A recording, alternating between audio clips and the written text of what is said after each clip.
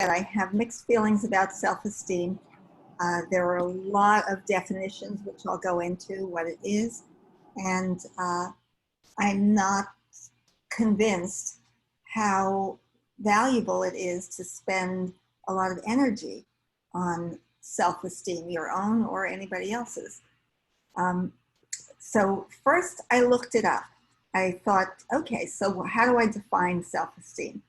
So I looked in the thesaurus, which is where you go for synonyms.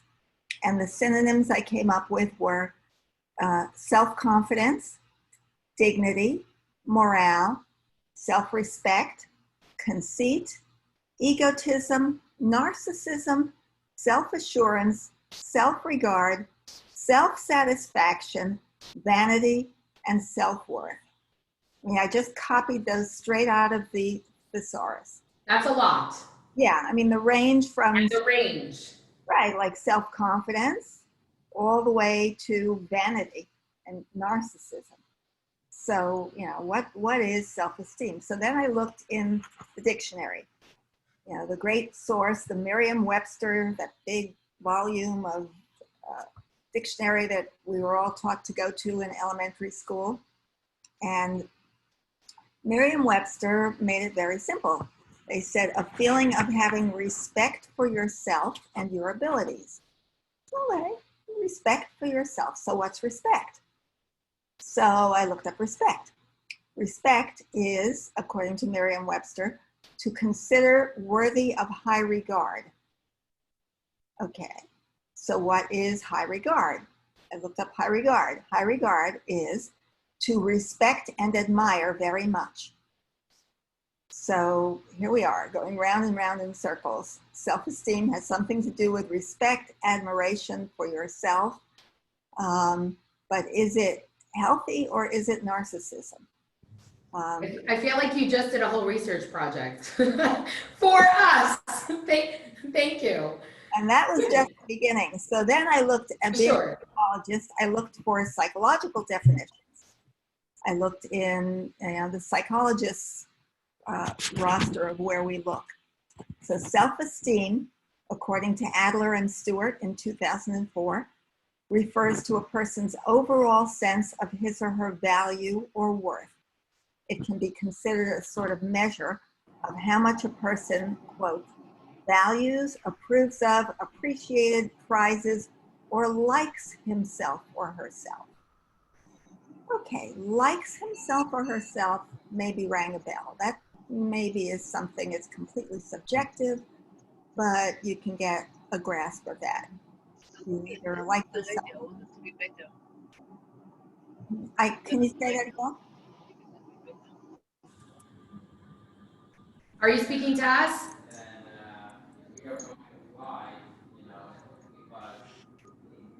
I'm gonna just mute because just not if you want to jump off, okay? I mean, jump on. Okay, go ahead, Sarah. Sorry. Okay. So that was one psychological definition, mostly about approving of yourself or liking yourself.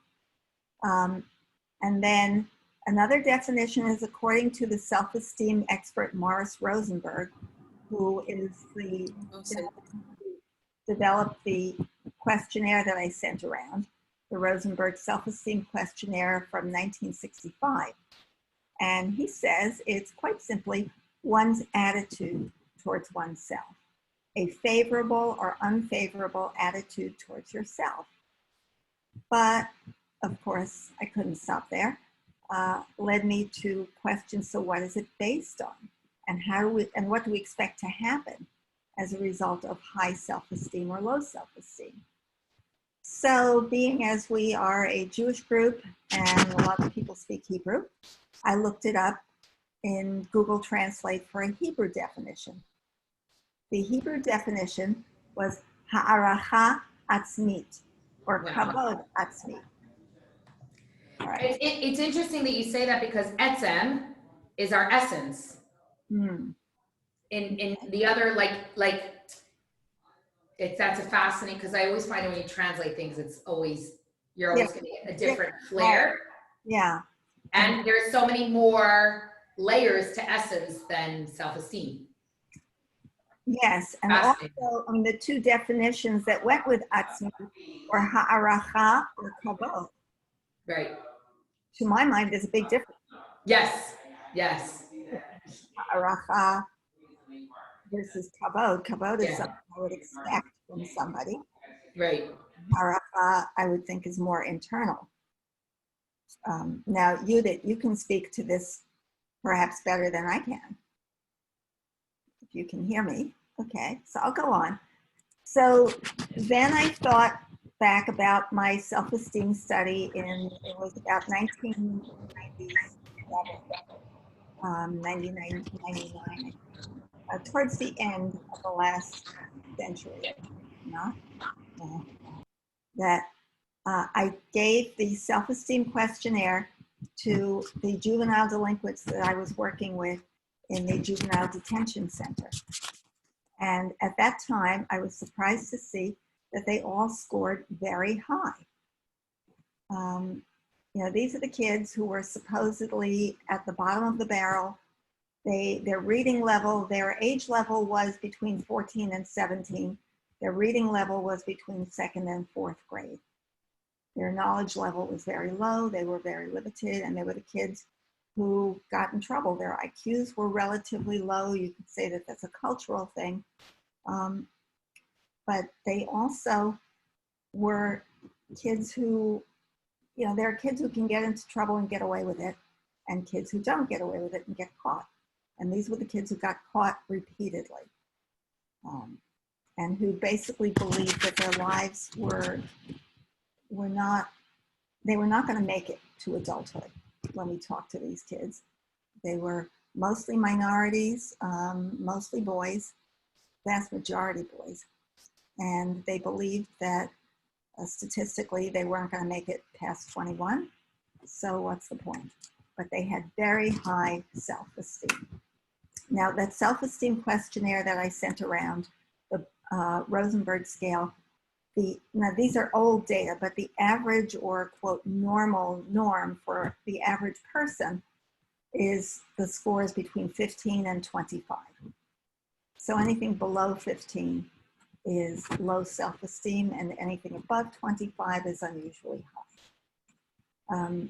They scored unusually high. So then you said, sorry, you said below 15 was too low and above 25 was too high? It was unusually high. Unusual. About 2, what do we base it on? So what does it mean? But based on the norms, which mean, hundreds of people taking the same test and seeing how they scored, most people scored between 15 and 25. I don't know whether these were adults or children. I think they were adults. Right. And so that's the norm. Again, this was long ago. The test was developed in 1965. It's been updated somewhat, but basically it's still considered the gold standard. But there was a lot of controversy after that about, is self-esteem one universal thing, or is it a lot of different things? And certainly from my own experience, and especially the experience with those kids at the training school, it didn't seem that self-esteem told us very much. According to Baumeister, who I included a link, I'll send all this to you guys too, but the link that I sent you to the actual self-esteem scale also contains a summary of an article by Roy Baumeister, who was one of the major people that I paid attention to back in those days, because he did studies as well that showed that kids with high self-esteem were not the best students. They were not the best human beings. It didn't predict any of that. In the article that I sent along earlier today that goes with the Rosenberg scale, you'll see that he repeats some of that information, but he did find something new, which is that self-esteem does correlate with a person's personal sense of happiness. In other words, if you feel like you have high self-esteem, you feel like you are happy. If you feel like you have low self-esteem, then you feel like you are unhappy. I'm not sure which causes which or what to do about that, or whether it's simply that self-esteem is a substitute word for happiness. or happiness with yourself. So I looked at breaking down self-esteem into different categories. There is self-esteem versus self-concept. In Hebrew, that's musag atzmi. Self-concept was defined as musag atzmi by Google, anyway. And self-concept is defined as an awareness of who we are, and it's our concept of ourselves. According to Carl Rogers, who's the founder of self-centered, client-centered therapy, self-concept is an overarching construct, and self-esteem is one of its components. So self-concept, musag atzmi, is how you see yourself. It's broader. Yeah. Fascinating. How you see yourself is how much you esteem yourself, whatever esteem means. Right. Okay. Then we can look at self-esteem versus self-image. Self-image in Hebrew would be dimui atzmi. So similar to self-concept, how you see yourself, self-image is also a way of seeing yourself, but instead of being based on reality, it can be based on false and inaccurate thoughts about yourself. Our self-image may be close to reality or far from it, but it is generally not completely in line with objective reality or with the way others perceive us. So in other words, and I'm sure, we've talked about this before, there are times when people who were very heavy as children grow up and they've lost their baby fat and they're svelte and they are even models, but they look in the mirror and their self-image is of a chubby person. They feel fat. I find this so interesting because, like one of the fundamental mitzvot is love your fellow like you love yourself. And like right now, this is jumping out at me, like how do I synthesize those two ideas? And one of the explanations is that we don't always really know ourselves or love ourselves or our perspective of self. It's a whole philosophical debate. It's fascinating. So I'm so excited to hear the rest of this. Yeah, well, it goes on and on. Oh, I'm sure it does. It's clearly you put a lot in to give us something substantial. And I do know that I got some messages from some of the women who were like, I really need this lesson. Forward me the link afterwards. So we'll load it and I'll actually send it directly to those people. Okay, and I'll send you my outline. So you're amazing as always. Thank you. So the next category was self-esteem versus self-worth. Now that's similar, but an important difference is that self-esteem is what we think, feel, and believe about ourselves, while self-worth is the more global recognition that we are valuable human beings worthy of love. So it's a fine distinction. I'm not sure I even understand it myself. In Hebrew, self-worth is translated as erech atzmi. So when you think about worth and are you valuable, what are you worth in dollars and cents and other measures, it's a little different than esteem. So maybe self-worth is a more meaningful term. I don't know, but that wasn't the end of it. Then there was self-esteem versus self-confidence. Self-confidence in Hebrew was translated as bitachon atzmi.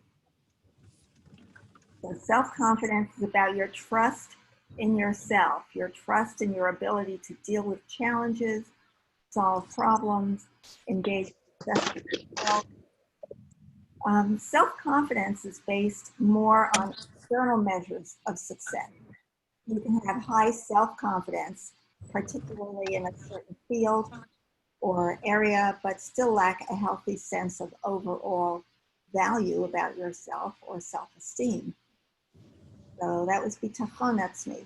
And I see very often in patients of mine that they come to me saying, I'm lacking self-esteem. But as it doesn't make sense because... I'm sorry, I got to stop here for some gas. Don't stop because of me. Okay. It's quite interesting. Thank you. Sorry. I'm going. You can tune in later.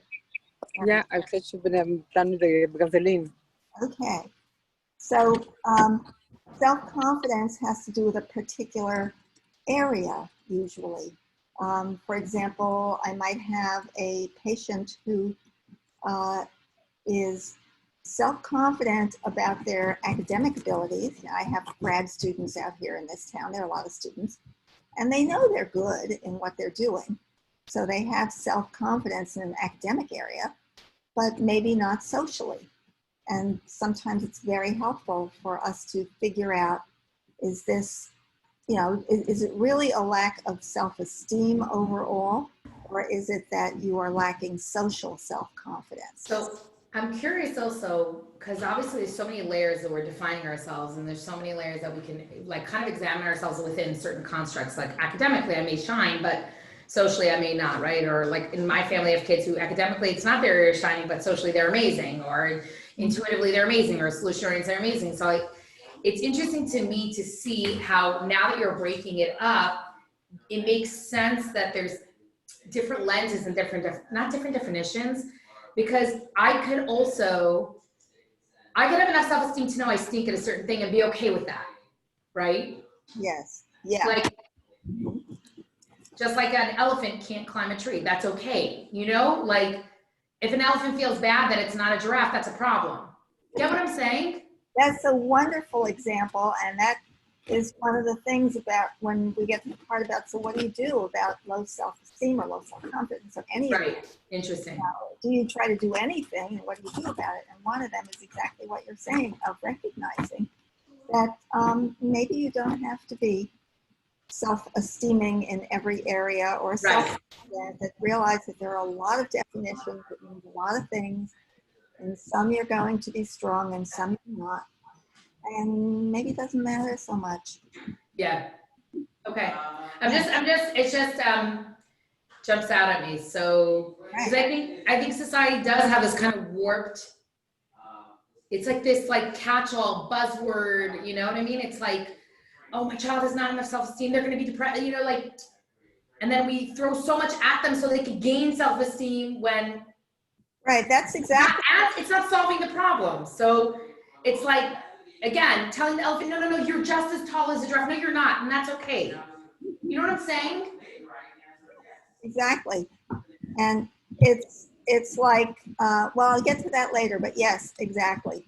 All of that is why this is such a complicated topic, and why it interested me so much 20 years ago at the Juvenile Delinquent Center, because these kids, they walked around so proud and, don't diss me. And the worst thing you could do was disrespect them, because they had such high self-esteem that if you looked at them cross-eyed, they lost their self-control, started hitting people, would get picked up and end up in the training school because they couldn't control themselves. But they had high self-esteem, and they should be respected by everybody. Okay, then a new concept of related to self-esteem that came up in the last 20 years was the idea of self-efficacy. And that's kind of a new word that was coined by Martin Seligman. Seligman was the psychologist who did the research on learned helplessness and learned optimism. And self-efficacy is a belief in one's ability to succeed at certain tasks. So it's kind of like self-confidence, but even more specific, that you can feel that you're effective in a certain area. So I can have a lot of self-efficacy in math, that I know that I can handle that topic, but I'm not, I know that I don't have self-efficacy in construction. Can't build anything. Math was my non-self, like, no, not even. Yeah. But until I had that teacher who said, you think you're stupid because you can't, no, like, you're not, right? It's not a global thing. Right. Figure And out. we're not, can you imagine if the world was just made of like mathematicians? We'd have a disaster in our hands, right? We need everyone. Yeah. Okay. Yeah. So self-efficacy, you can have high self-efficacy like when it comes to playing basketball, but low self-efficacy when it comes to succeeding in the math class. Unlike self-esteem, self-efficacy is more specific rather than global, and it's based on external success rather than internal worth. The Google Translate definition is Mesugalot Atzmit, as best I can tell. And it's a tough one because self-efficacy is kind of a new term. So it doesn't really fit into Hebrew translations very well, or Te'ira Shel Yacholet Atzmit. So Mesugalot Atzmit, I think. Someone correct me if I have it wrong. Another way of looking at self-esteem is self-esteem versus self-compassion. Self-compassion centers on how we relate to ourselves rather than how we judge or perceive ourselves. In other words, it's how we act towards ourselves. Being self-compassionate means we're kind and forgiving to ourselves and avoid being harshly critical or overly critical. Self-compassion can lead us to a healthy sense of self-esteem, but in and of itself, self-compassion is not self-esteem. And the Google Translate definition in Hebrew is chemla atzmit. Chemla being compassion. So those are the different factors that either are similar to, different from. I see it kind of like a prism that you shine the light in a certain way and it takes a certain slice.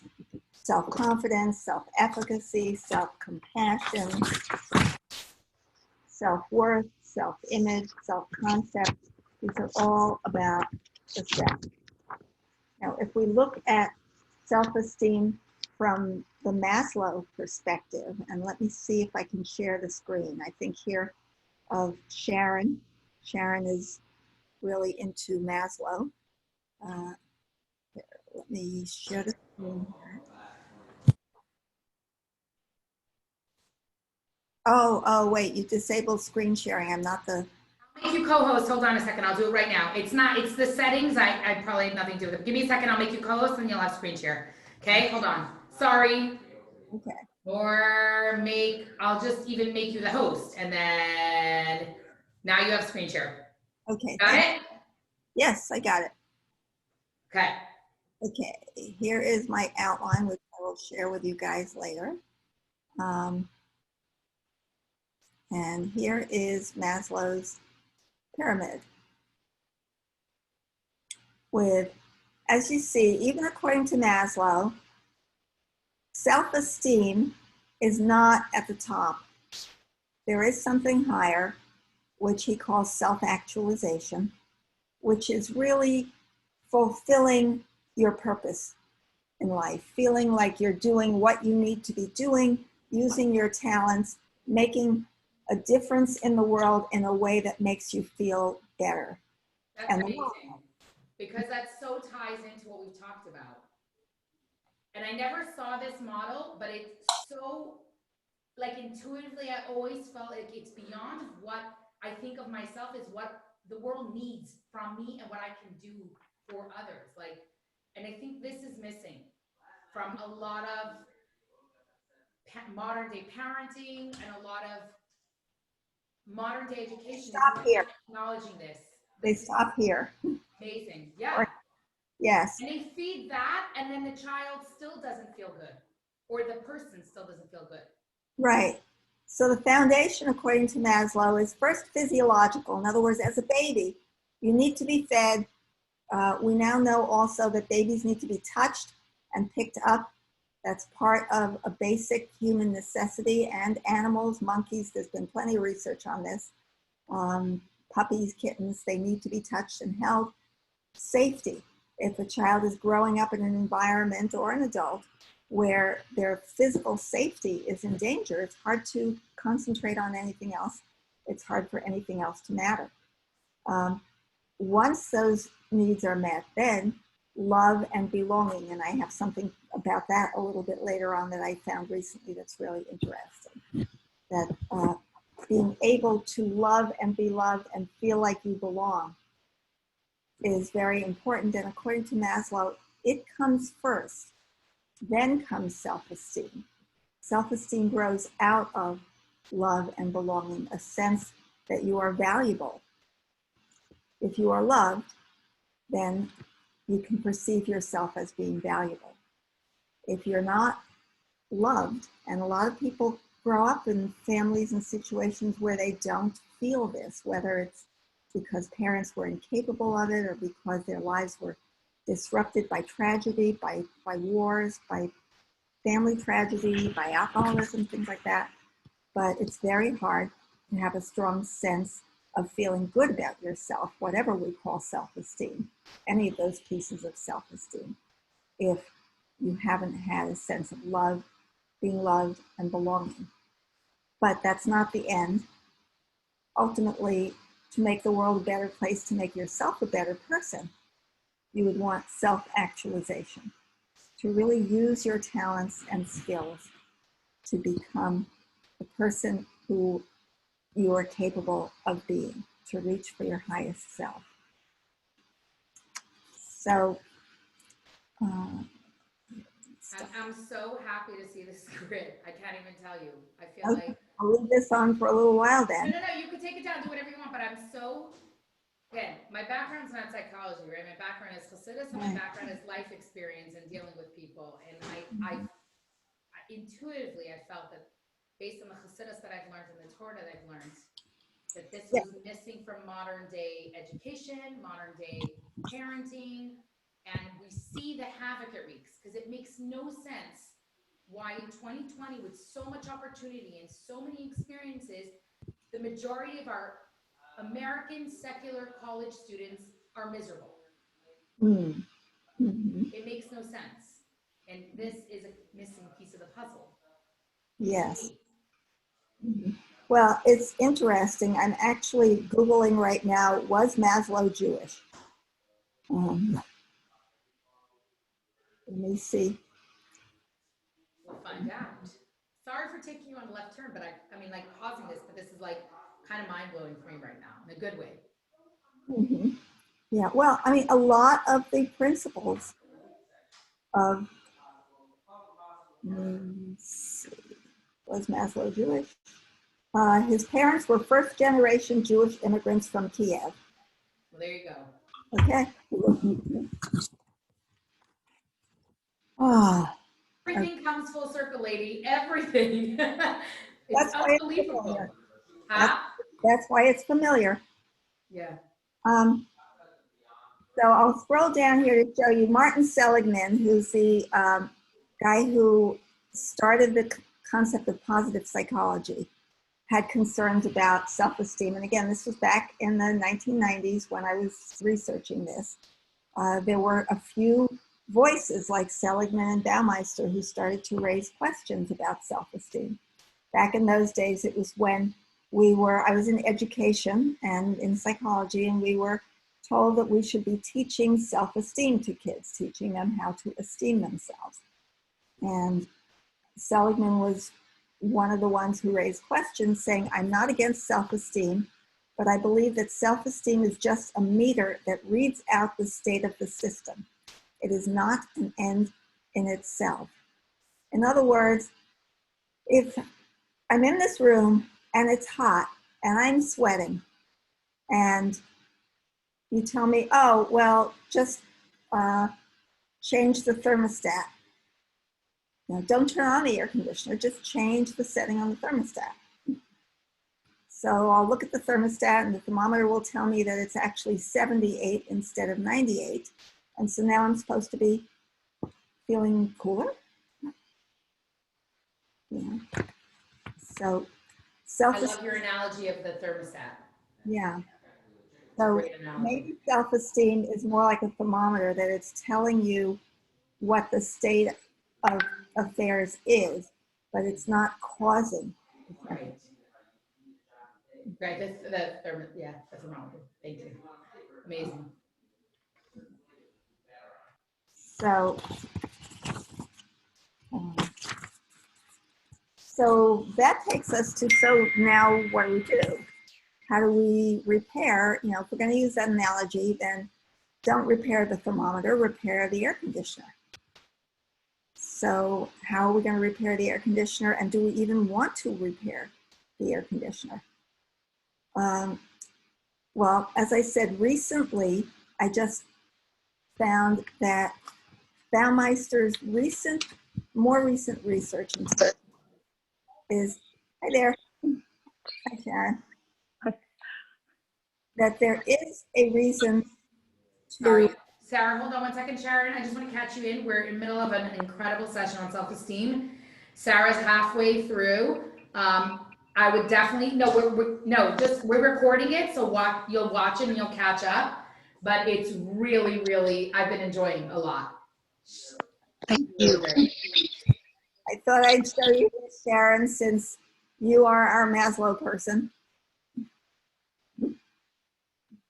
And as you see, it doesn't stop at self-esteem. Our point being, it's just a path along the way to self-actualization. And the other thing I'll recap quickly is that there are many facets to self-esteem, many definitions. I'll send along the outline, but looking it up, there was self-esteem versus self-concept, self-image, self-worth, self-confidence, self-efficacy, self-compassion. That there are many pieces of self-esteem, and that the first thing I want to communicate to people is that although we think of it as a global thing, it really isn't. That if you think you have low self-esteem, think about the different areas of your life in which you function, some good, some not so good. And as Manya pointed out, one of the things to think about is, you know, if you're an elephant and you want to be tall like a giraffe, you know, we can boost up your self-esteem by saying, oh, it's okay, you're as tall as a giraffe, but you're not, you're an elephant, and that's fine. You have a trunk, you can do wonderful things, but you're not a giraffe. So in terms of self-esteem, to understand that there are many definitions, many nuances to self-esteem, and explore which ones you do have. What are you good at? Did you ever stand up for yourself? With whom? Why? It's very rare that somebody has both low self-esteem and low ability to stand up for anything. It does happen, but for the most part, if you ask someone, if this were happening to your child or your friend, what would you do? The person would say, well, of course I'd speak up for them. I'd do something. And so the question is, why not for yourself? You apparently have those abilities and have those skills. What values do you believe in? What would you stand up for or defend in someone else? And taking a look at yourself more objectively of what are your areas of competency? What are your areas of self-efficacy? You can't be effective at everything, but just beginning to challenge the idea that your self-esteem is broken and that there's nothing you can do about it and that you have to tackle it globally. I'm not sure that tackling it globally is the best way to go about that. One thing that helps is to remember there's a fallacy that leads people to depression. And again, this comes from Seligman, who is the guy who developed the idea of learned optimism. He started by studying pessimism. He was a psychologist, and as most of us do, you run into people who are just stuck in their pessimism, and all they can see is the cloud, you know, the Charlie Brown is a cloud above, and that's how it's going to be. And he recognized that people who are pessimistic compared to people who are optimistic are thinking in terms of 3 Ps, a fallacy of 3 Ps: permanent, personal, and pervasive. In other words, if something happens to you, you miss the bus and you get splashed by a car in the puddle, it's a rainy day, you just missed the bus, and you feel like, first of all, that's permanent. Of course it's permanent. 2 bad things just happened to you, one after the other. You missed the bus and you got splashed, and so it is permanent. This is always going to happen to you. Everything's going to go wrong. Personal, well, of course, it just happened to you. It didn't happen to the person in front of you. It never happens to anybody else. It just happens to you because it is personal. And you've convinced yourself that you are somehow carrying this dark star in your life, and it's personal.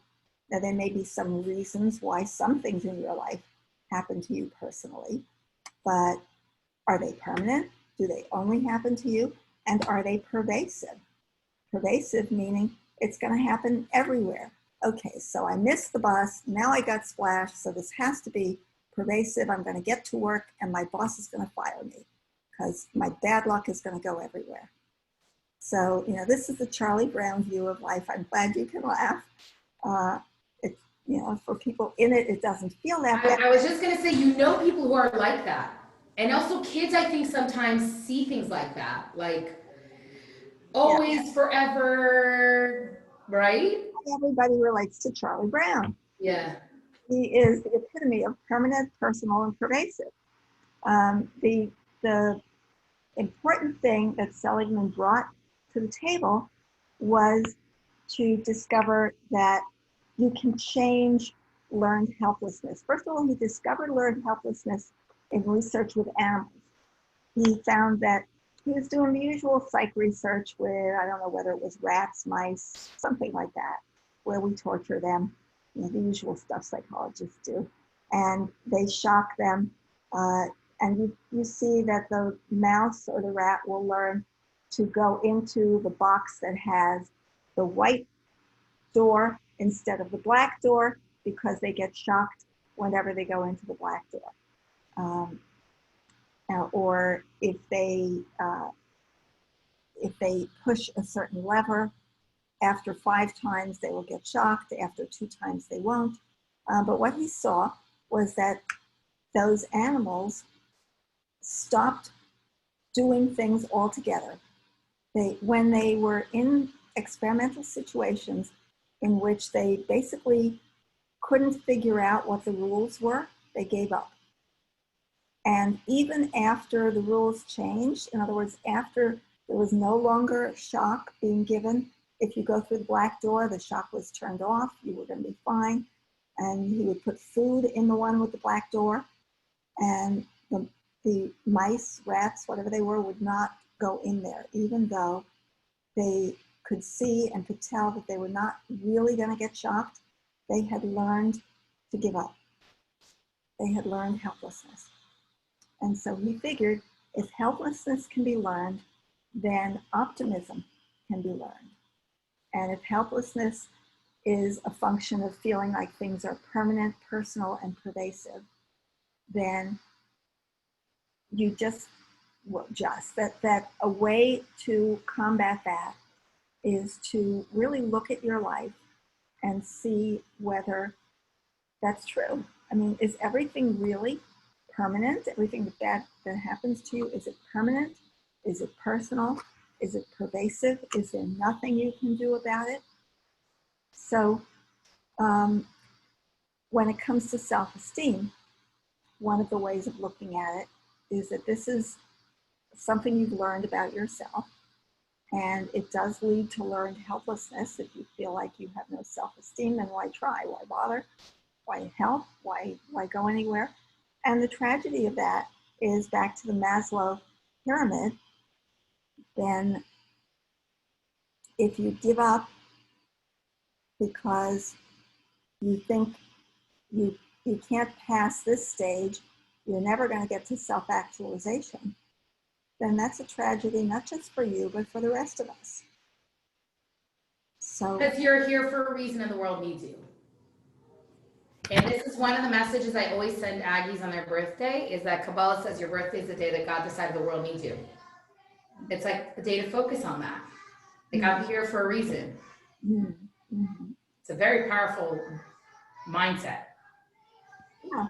And when you look at it that way, self-esteem is kind of not very relevant.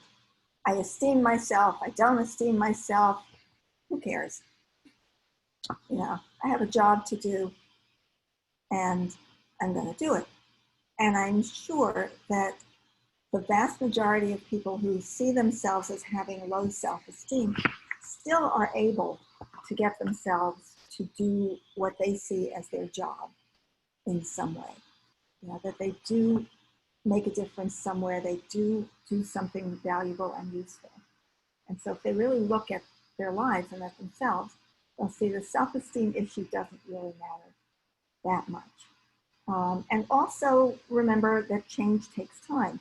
Remember, we looked at stages of change. And if you do want to look at your own self-esteem and see what you can do about it, then one of the things that you would look at is what stage are you at? You know, am I at contemplation, at pre-contemplation, at action? And in the process of doing that, especially in the process of contemplation and preparation, you'd be doing exactly what we're doing now, which is look at self-esteem and what is it? You know, if I feel that I'm missing something, what is it that I'm missing and how important is it? And what can I do about it? And looking at the various facets of it. And you may in fact decide that it's not self-esteem altogether. It may be happiness or just feeling like you're happy with yourself. You want to call that self-esteem? Okay, call that self-esteem. So some of the recommendations from the Positive Psychology website for how to improve your self-esteem, if you are going to look at that as a global thing, is to take a self-esteem inventory and give yourself a baseline. That's why I sent that along. I'm not sure how meaningful that is. As I said, it's just 10 questions, very global, very general.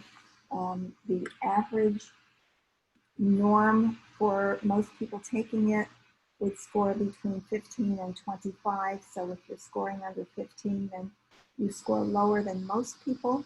I'm not sure what that means though. As we said, you can still be a valuable contributing person in the world, whether you think of yourself as having high self-esteem or not.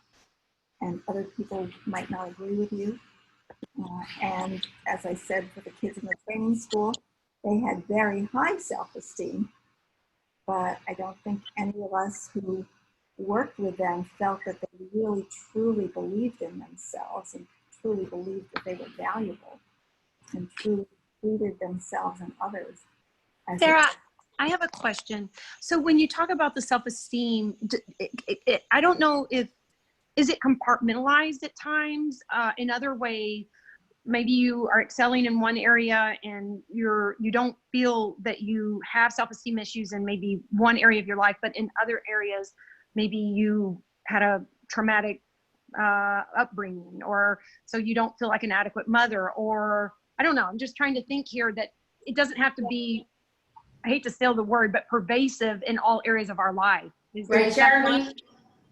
We touched upon that, how also there's layers and there's different areas where I feel, you know, more or less successful. And Sarah actually said there are different days, right? Some days you feel like, wow, I'm totally failing at this wife thing or mom thing. And then the next day you're like, I got this. And sometimes that feeling can come on the same day, you know, like, yeah. I think it's the overall perspective, no? Yes, but it also helps to deconstruct it and look at this. This is what I was saying at the beginning, that there is self-esteem versus self-concept, self-esteem versus self-image, self-esteem versus self-worth, which I highlighted because I thought maybe that's the most similar, but still it's not exactly the same. Self-esteem versus self-confidence, self-esteem versus self-efficacy, self-esteem versus self-compassion. So there are a lot of different facets to self-esteem. and a lot of pieces. So yes, exactly what you were saying, Sharon, that if you're looking at your self-esteem, be aware, first of all, that you're looking at something that's not unidimensional. Mm-hmm. It's a global term that encompasses pieces of all of this. Okay. Okay? And that the most Karen, if you watch the beginning, it will be much more clear. I'm sorry. Okay. Yeah. No, I don't want to I want to be able to at least have the full hour recorded. I have to jump off because I have that other class, but Sarah, I made you host. no, You should be able, right? No, but I also made you host. Okay, thank you. Okay. Yeah, so there are a number of specific recommendations. And the idea, I guess I didn't put it in here because I just came upon this most recently. But oh yeah, it was in, all right, it's in this. I'll take you back to here. Back to where the self-esteem inventory is, the Rosenberg self-esteem inventory. In that article, he mentions a study in which, Baumeister's study, in which the most important correlation that was seen was between self-esteem and happiness. So self-esteem seems to predict happiness.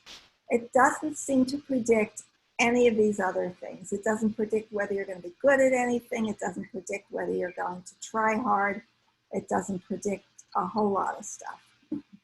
But if you are then concerned about self-esteem as happiness, then there are some tips in general: setting realistic expectations, stop being a perfectionist, explore yourself, get to know yourself, be willing to adjust your self-image.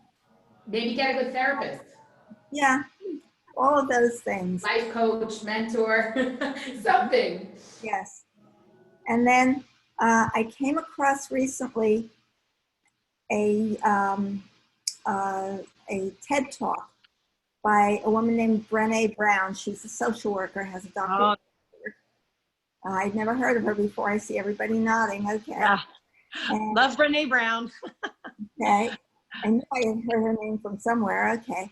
That she says in this video here, people who had a strong sense of love and belonging believed they were worthy of love and belonging. Yes. And that's the only difference between those who felt loved and like they belonged and those who didn't. And I'll tell you, that is my biggest challenge as a therapist, because it's easy to say that. You know, I have lots and lots of patients who feel disconnected.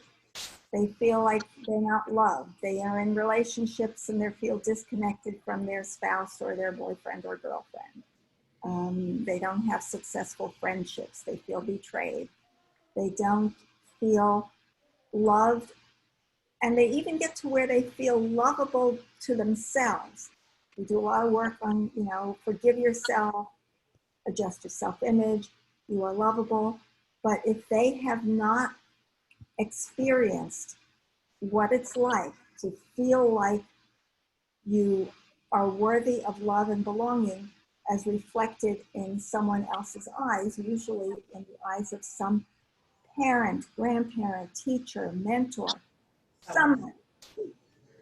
You know, It's so interesting because, sorry, often I say, like, with a parent, obviously love is so important, but I really feel that one of the things that Yossi and I always, like, I shouldn't say always, but we really try to make center of our parenting is connection.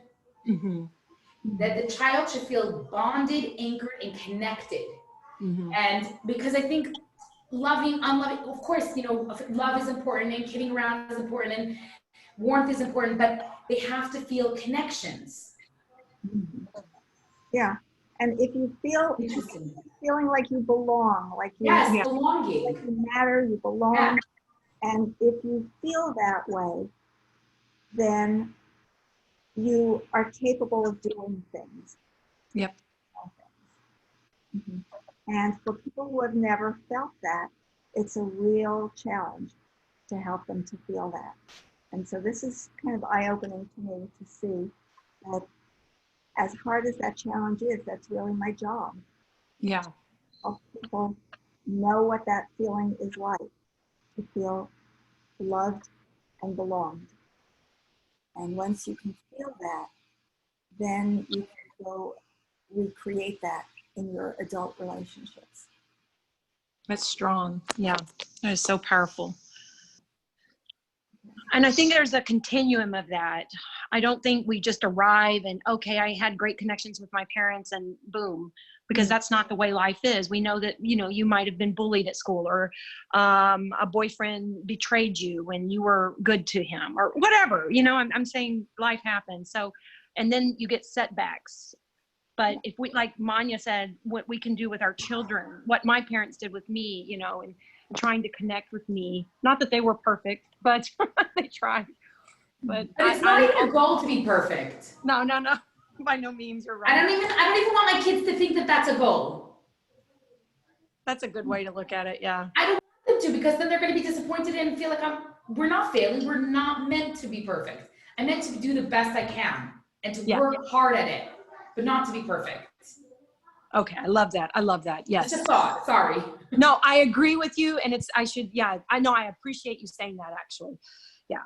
But yeah, I'm the same with my kids, is that whole connection thing. I hear you saying, Madison, I understand that you feel that way, you know, and making sure, even though I may not really understand, but I always try to say those things, because then she starts to calm down or starts to become less sad, or whatever it is that she's dealing with.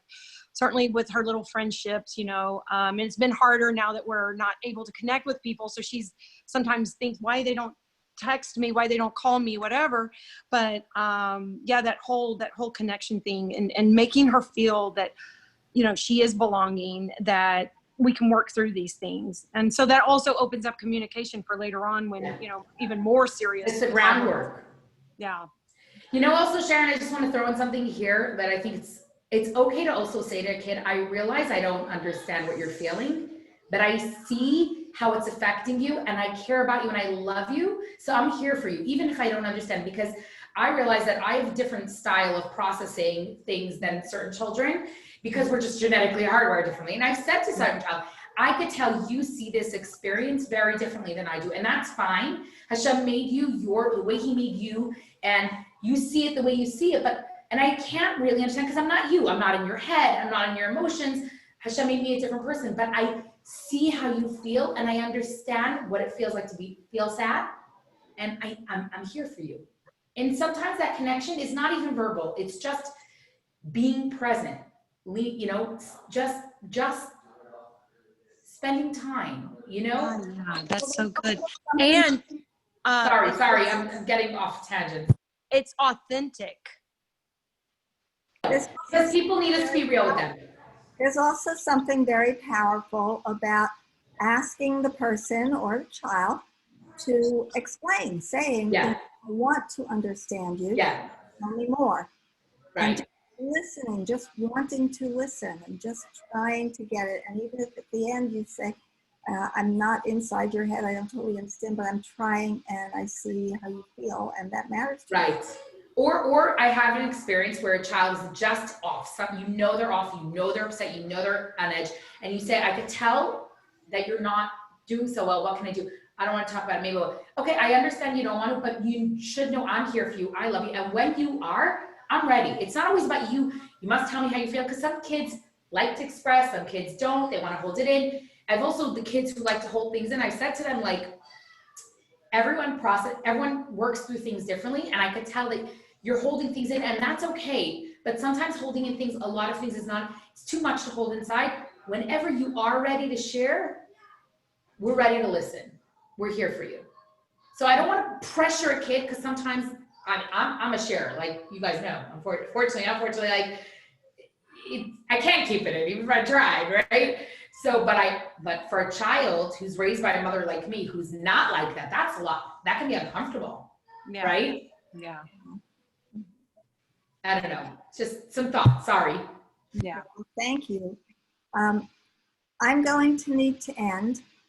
Let me stop the share here. Oh gosh, I'm sorry, Sarah. Is there anything else? Okay.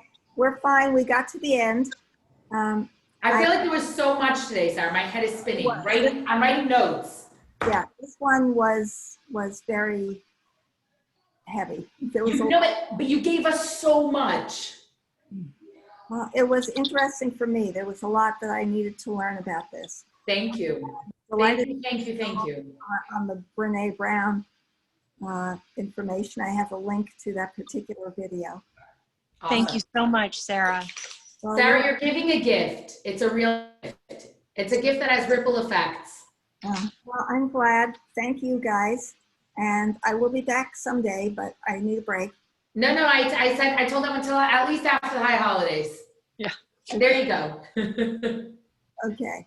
You've also given us a lot, and if someone wants to, let them go to the recordings. They're all there. There's so much there. Your wisdom and your knowledge and your experience, so much. Thank you, Sarah. Thank you, Sarah. Really, really, really. I will see you guys next Wednesday. Yep. Yes, looking forward. I will be there. I will be there next Wednesday. Sharon, you gotta watch the Catchall video. I think you'll like it. Yeah, did you post it? Where did you post it? I think Rabbi posted on Facebook, but I'll send it to you, okay? Please. Okay.